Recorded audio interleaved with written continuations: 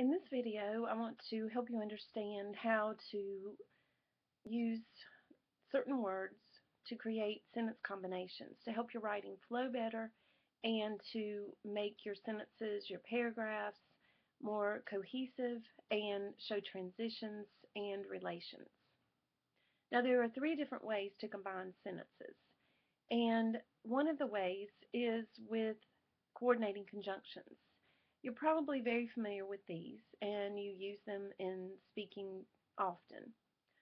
But many times for English language learners, these transition words are difficult to understand because they don't necessarily have a word that you can translate into your own language.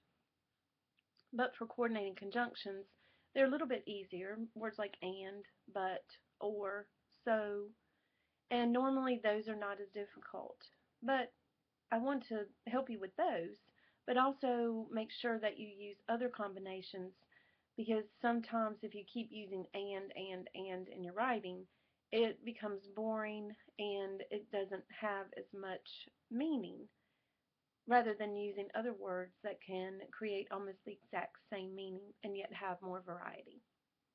For coordinating conjunctions, you also have to make sure that you punctuate it correctly, or you could create a run-on. If you are having an independent clause, then you need a comma with your coordinating conjunction and your independent clause. He went to the store, comma, and he went to school. So that is one sentence, very simple, obviously, with your independent clause, your coordinating conjunction, and another independent clause. Make sure that you insert the comma so that you do not create a run-on. Check and make sure that this idea is complete, as well as this idea. For more information, there is a handout on Moodle that you can refer to give you a complete list of the coordinating conjunctions and more examples. Another way to combine 2 independent clauses with transition or relation is to use a conjunctive adverb.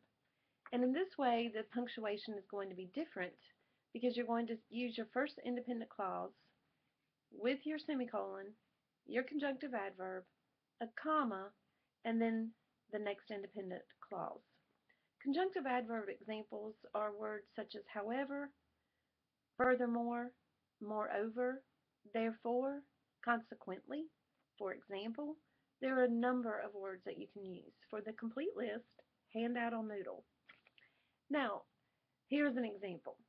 He went to the store, semicolon, however, he was late for class. So you have more emphasis. You are showing that there is a contrast between the 2 ideas. Makes your sentences more interesting. It makes your meaning clearer. However, if you do not use a semicolon and you only use a comma in between these 2 independent clauses with the conjunctive adverb in the middle, then you create a comma splice. If you have no punctuation with 2 complete ideas with the conjunctive adverb in the middle, then you will create a run-on. So be careful and make sure that you punctuate correctly. As I stated in class, I told you that no one will ever say, please define if however is a subordinating conjunction, coordinating, or conjunctive adverb.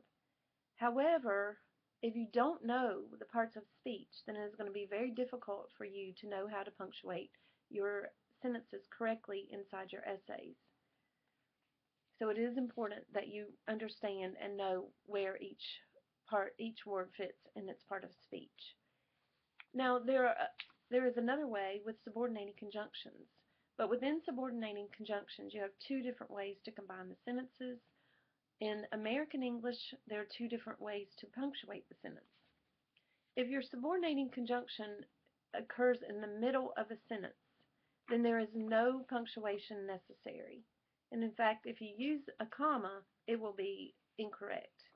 So he went to the store because he needed gas for his car.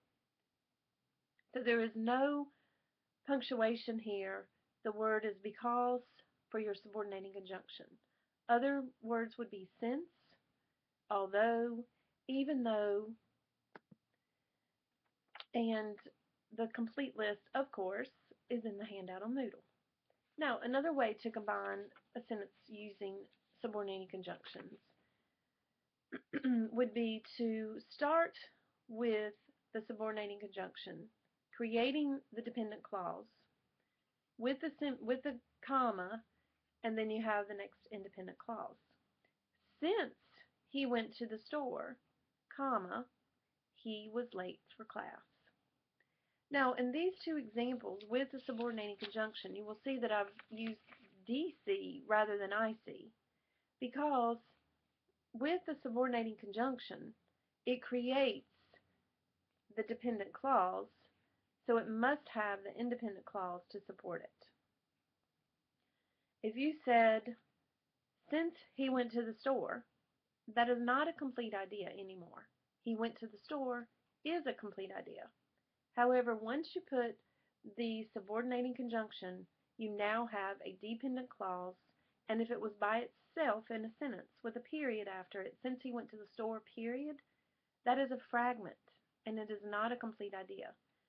So you need to say, he went to the store since he needed gas for his car. Because he went to the store, he was late for class. Now, as I said, there is a handout on Moodle that you will need to refer to for the complete list of subordinating conjunctions. You can also Google what are subordinating conjunctions, what are conjunctive adverbs, what are coordinating conjunctions, and this will give you a list of how you can do that. But you do need to remember how to combine the ideas with the proper punctuation. You have a quiz to take after this video. You may refer to the quiz multiple times. You may refer to your handout to answer the quiz. Good luck, and I'll see you in class.